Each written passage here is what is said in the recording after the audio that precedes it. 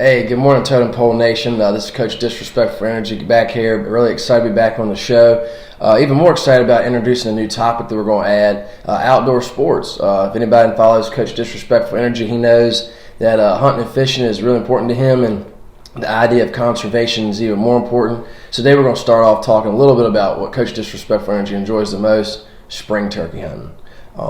Really excited about it.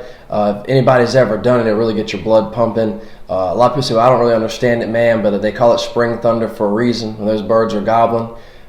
Just for a little bit about like spring turkey hunting 101 for dummies, we had a lot of requests. People wanted me to kind of give a basic scenario on how the process works. I mean, by no means am I a professional. Anybody who ever turkey hunts realizes that you can always learn, you can always get better, and when you think you got them figured out, kind of like a woman, you don't. They'll surprise you. But it typically starts off, an early morning session, right there at daylight, and the birds will start gobbling on a limb. For those who don't know, turkeys sleep in a tree. It protects them from predation against, coyotes or other type of animals.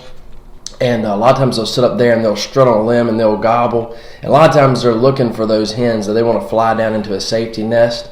They'll gobble up there. And, for those of you all who don't know, like when you gobble, the turkey's gobbling up there, he's saying, hey, ladies, I'm here. He's looking for them. So the process of which the hunter calls the male turkey, you're really inverting the actual system of how it operates.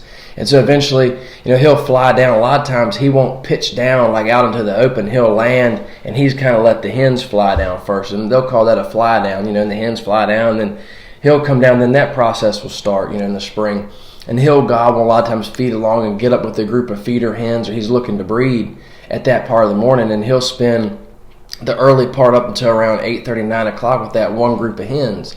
And when he's done his business or whatever and she leaves to go nest, he'll take time, take a break, a little rollover, so to speak, they'll call it in the turkey hunting woods.